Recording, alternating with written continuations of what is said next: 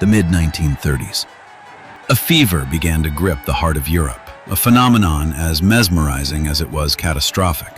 One of the world's most sophisticated nations, a titan of industry and high culture, did the unthinkable.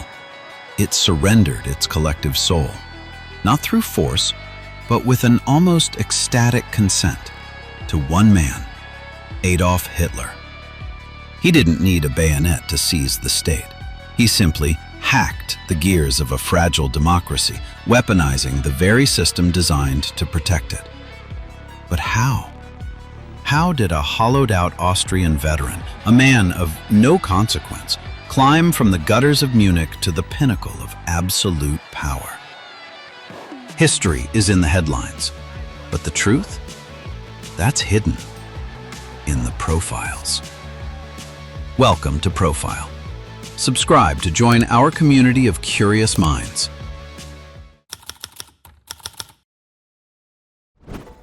To find the architect of the abyss, we must return to 1889.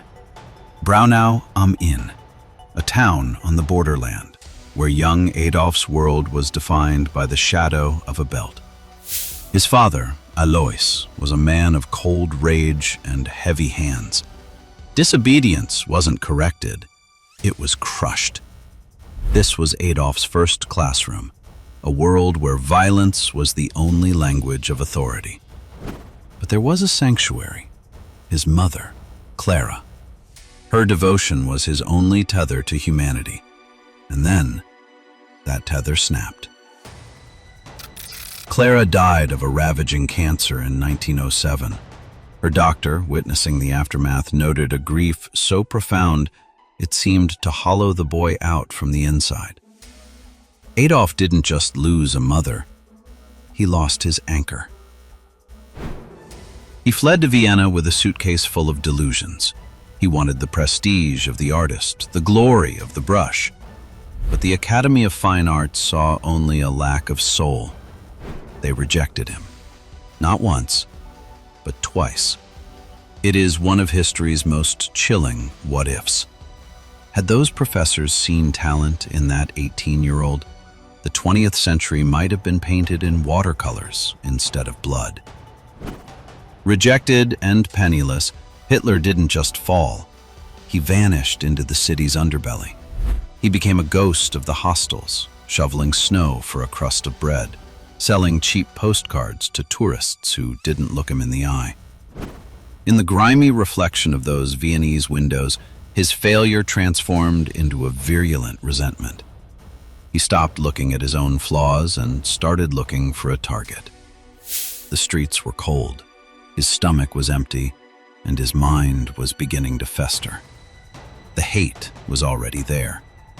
It just needed a war to give it a uniform. August 1914.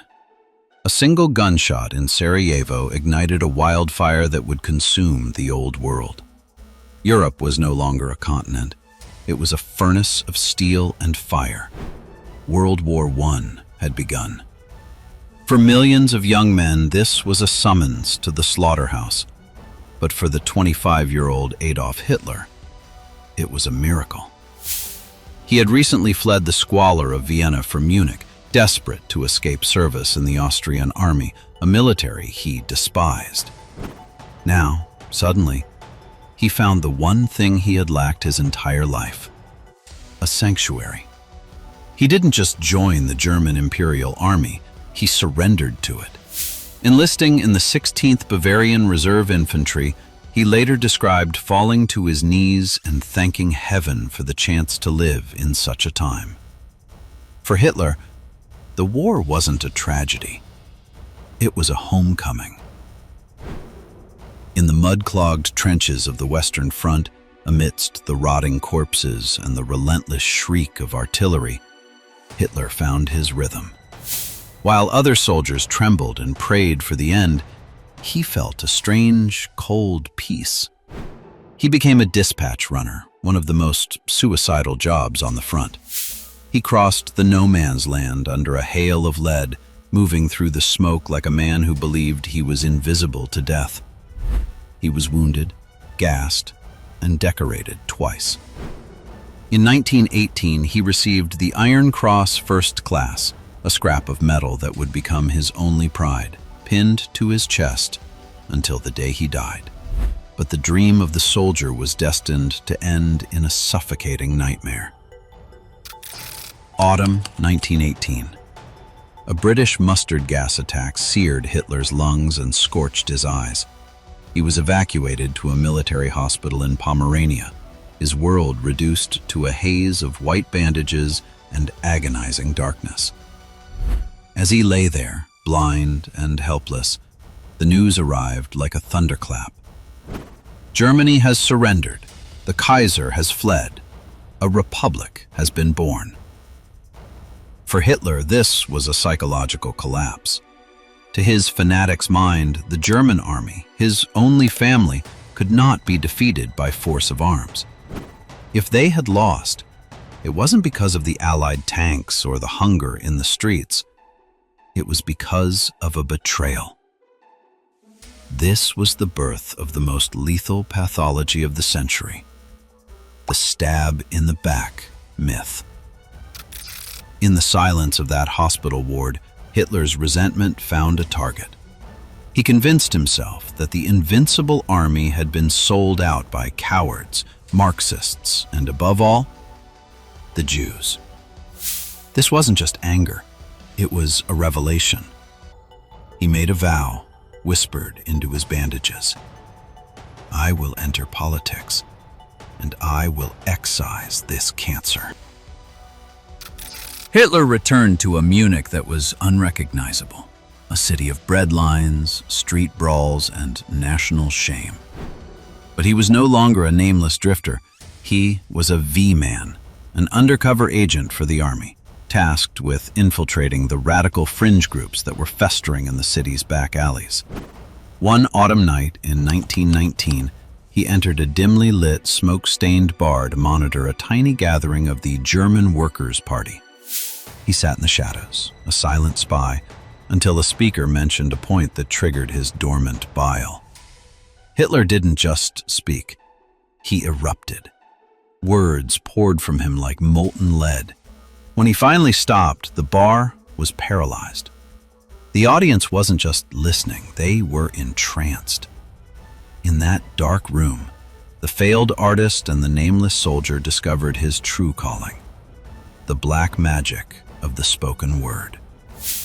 He realized he could project his own internal chaos onto the masses and make them feel it as their own. The spy had found his stage, and the world was about to be invited to the performance. By the early 1920s, Hitler had discovered that he was more than a speaker. He was a psychological architect. He transformed his speeches into a high-stakes theater of rage.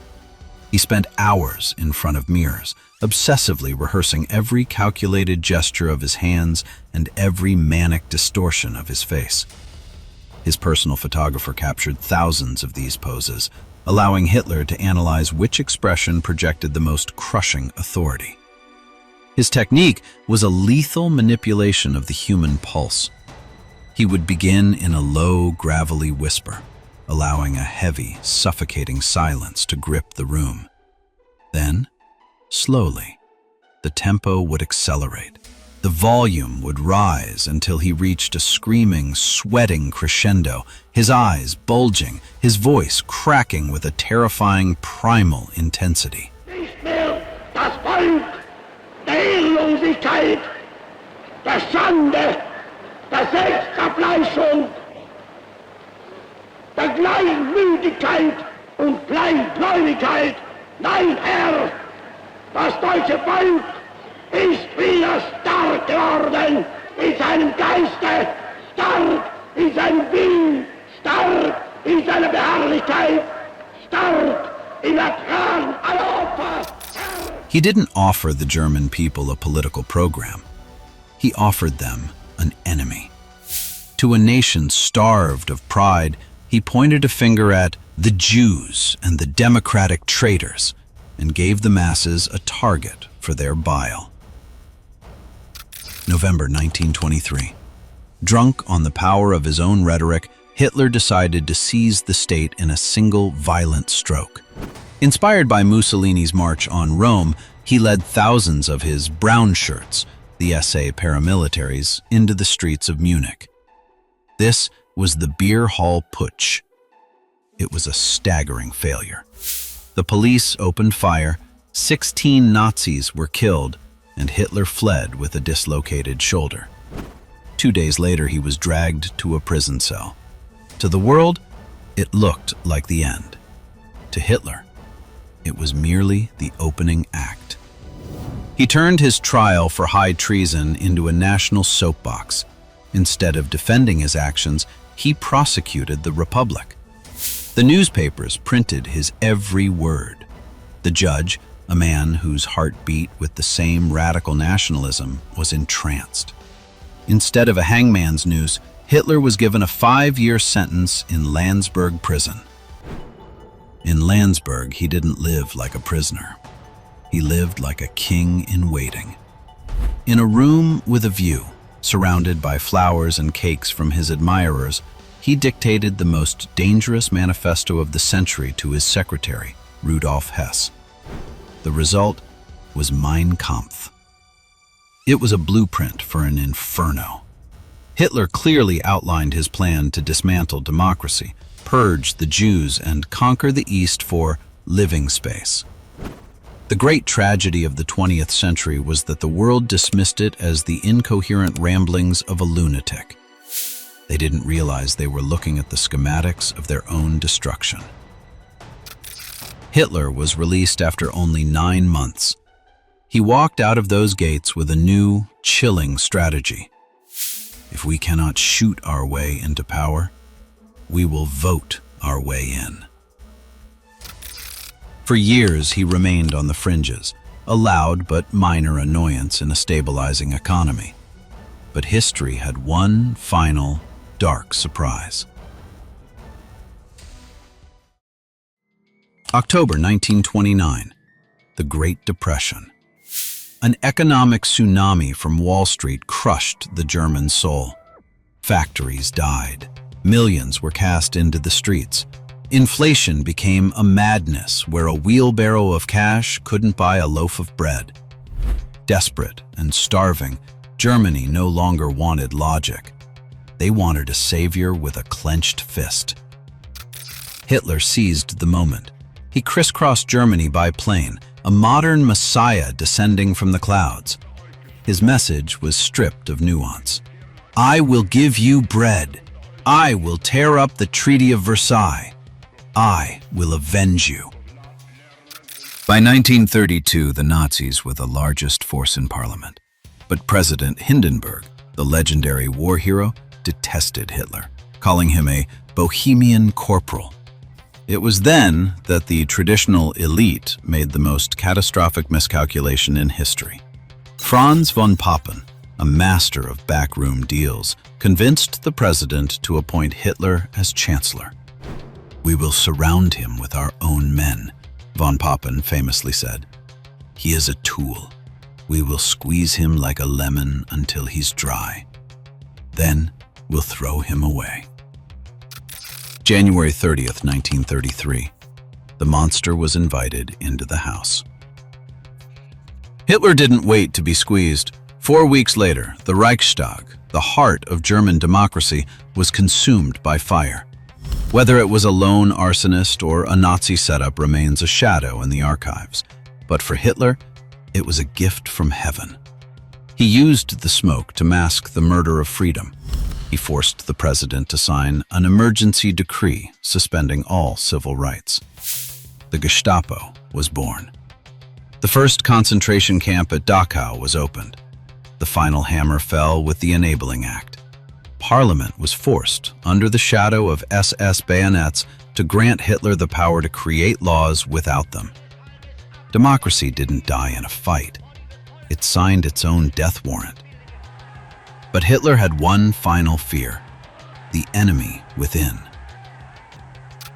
In June 1934, he orchestrated the Night of the Long Knives. He ordered his loyal SS to execute his oldest friends and comrades, including Ernst Röhm. He proved to the world that to achieve absolute power, he was willing to step over the corpses of the very men who had helped him climb. The cage was gone. The autocrat was born. August 1934. President Hindenburg breathes his last, and the final legal barricade is swept away. Hitler merges the offices of President and Chancellor, anointing himself Führer. The German military, once the guardian of a constitution, is now forced into a chilling personal oath of fealty to Adolf Hitler himself. Democracy is not just dead, it is erased. Germany is transformed into a vast, rigid military sarcophagus. In the early years, Hitler engineered a mirage of prosperity. He moved millions from the bread lines into arms factories and gargantuan infrastructure projects like the Autobahn. To the world, Germany had risen from the ashes, but beneath the surface, it was a house of cards built on a ticking bomb of debt. Hitler had only one way to sustain this illusion: the systematic plunder of Europe. September 1st, 1939. The machine is unleashed. 1.5 million soldiers shatter the Polish borders. World War II has begun. Hitler introduces the world to a nightmare of movement.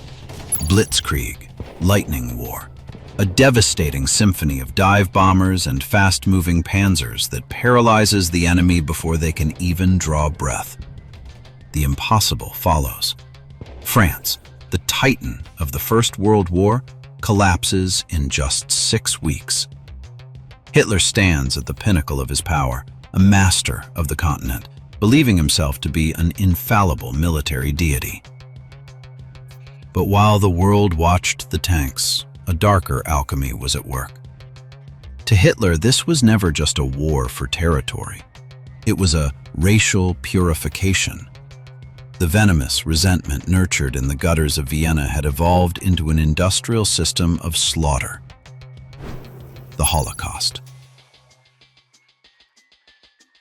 In a quiet villa on the outskirts of Berlin, the final solution was drafted with the cold efficiency of a corporate merger. This was the industrialization of death. Freight trains transported millions, men, women, and infants, to camps where they were stripped, shorn, and murdered in gas chambers under the clinical label of disinfection. Hitler spoke of a new order, but his civilization was a mountain of ash built on the shoes, spectacles, and hollowed-out lives of those whose only crime was their existence.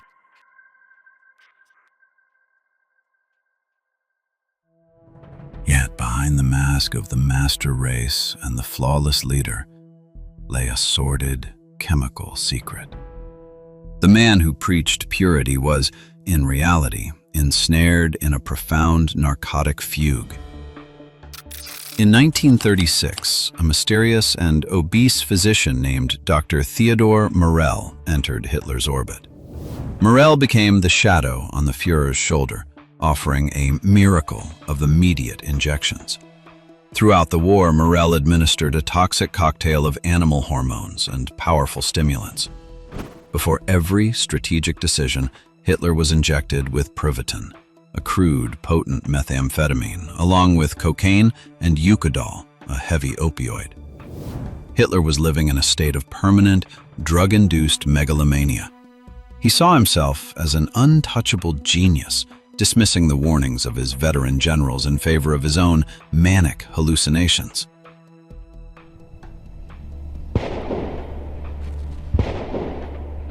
In June 1941, fueled by this chemical arrogance, Hitler committed history's most catastrophic blunder. He tore up his pact with Stalin and threw 3 million men into the endless, frozen void of the Soviet Union. "We only have to kick in the door," he screamed, "and the whole rotten structure will come crashing down."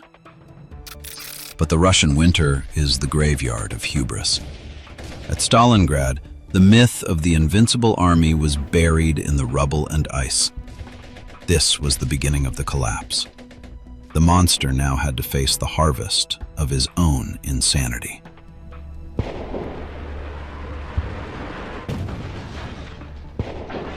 Spring 1945. The empire that once stretched from the Atlantic to the gates of Moscow is now reduced to a few scorched streets in Berlin. The Soviets crush from the east, the Americans from the west. The demagogue who once held millions in a trance now hides 15 meters underground in the Führer bunker.